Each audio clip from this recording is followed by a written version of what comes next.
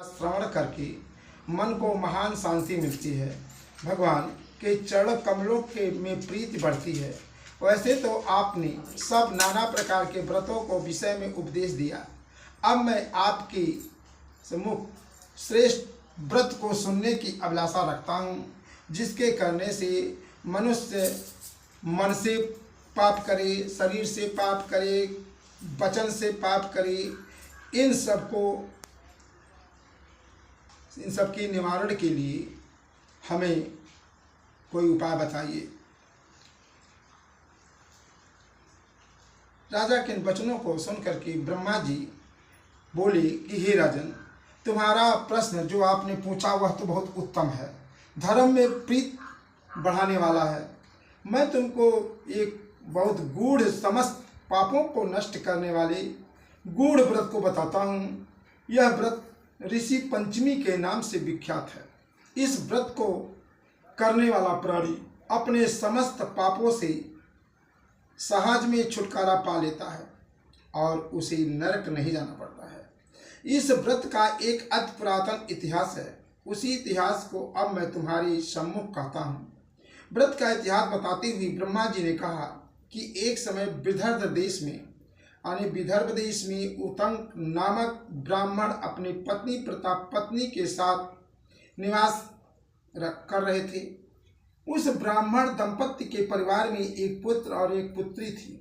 पुत्र का नाम सविभूषण था, जो अध्ययन कर बहुत तीक्ष्ण बुद्धि वाला था, जिससे उसने अपनी अल्पायु में ही चारों वेदों का अध्ययन कर लिया था। हे राजन, उतंक ने अपनी पत्नी के कहने से अपनी पुत्री को विवाह एक सुजोग ब्राह्मण कुमार के साथ कर दिया, किंतु विधि का विधान कुछ ऐसा था कि वह ब्राह्मण कन्या विवाह के होने के पश्चात विधवा हो गई, उसका पति मर गया।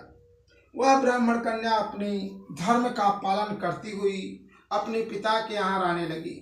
अपनी कन्या के दुख से दुखी होकर के एक दिन उतंक अपने घर को अपने पुत्र की देख रेख में छोड़ करके अपनी स्त्री और कन्या को लेकर के गंगा जी के किनारे एक आश्रम बना करके वहां रहने लगे। वह वहां वेदों का पठन करने में व्यस्त थे, यानी अपना पूजा पाठ कर रहे थे। उसके पास कुछ ब्राह्मण कुमार भी वेदों को पढ़ने के लिए आ गए। कन्या अपने धर्म का पालन करती हुई अपना जीवन निर्वाह कर रही थी। वह दत्तचित्त हो माता पिता की सेवा किया करती थी। एक दिन कार्यों से थकित हो वह एक शिला पर आराम करने लगी।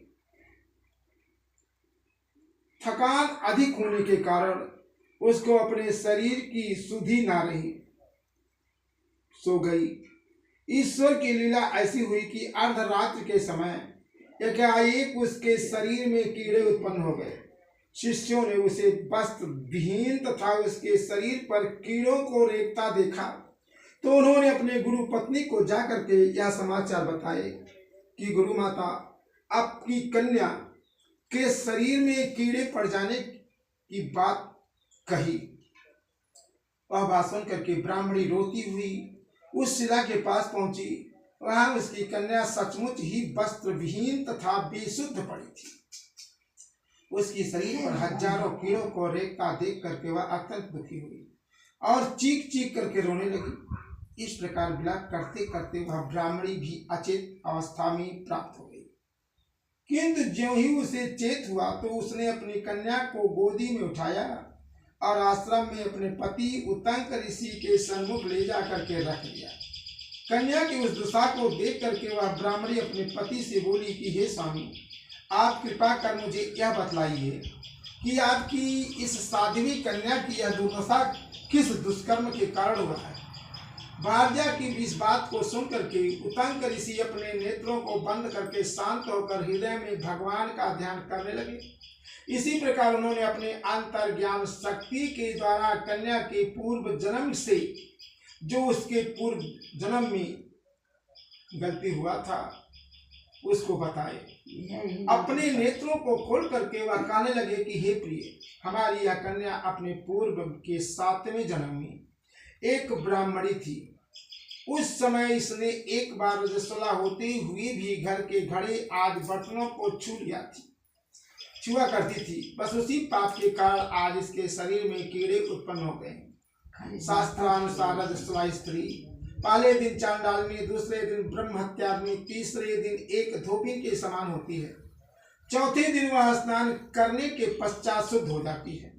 शुद्ध होने के बाद भी इसने अपनी सखियों के साथ ऋषि पंचमी व्रत को होता देख करके भी रुचि नहीं ली कि जहाँ इतने हम व्रत कथा सुन ली।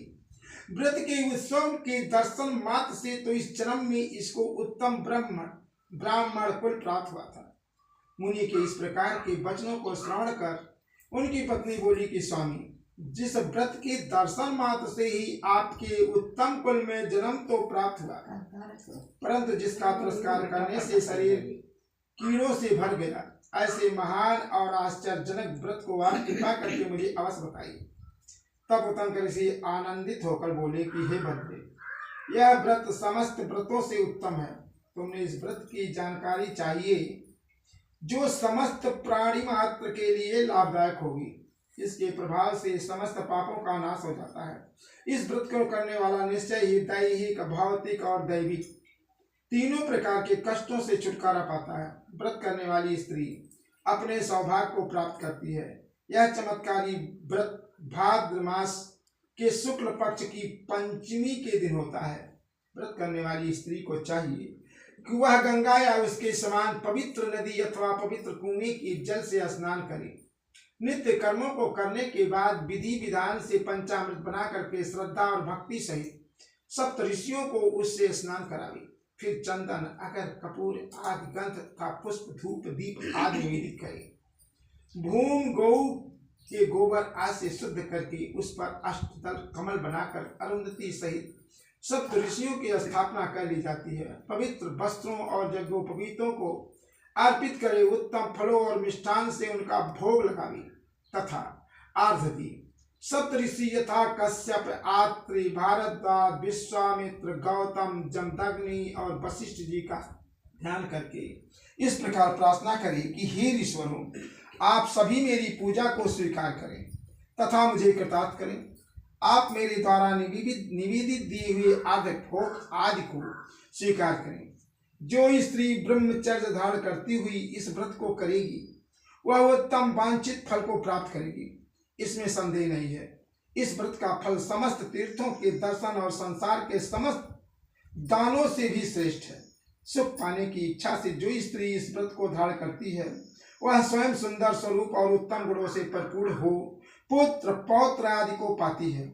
इस व्रत को करते हुए वांछित फल प्राप्त करने के पश्चात इस व्रत का उद्यापन भी करना चाहिए। चतुर्थी के दिन एक बार भोजन करके पंचमी के दिन व्रत आरंभ करें। स्नान आदि करके गोबर से लीप कर उस स्थान पर सर्वतोभद्र चक्र बनाकर पहले कलश की स्थापना करें। समस्त पूजा सामग्री एकत्र करें। अष्टदल कमल में ऋषियों की स्थापना करें। षोडशोपचार पूजन, रात्रि जागरण तथा भजन कीर्तन में बिताकर प्रातः ब्राह्मण भोजन करवावी। दक्षिणा देकर के उन्हें संतुष्ट करें। बोलिए वृंदावन बिहारी लाल की जय। हे भगवान, हमारा क्षमा करो हे भगवान।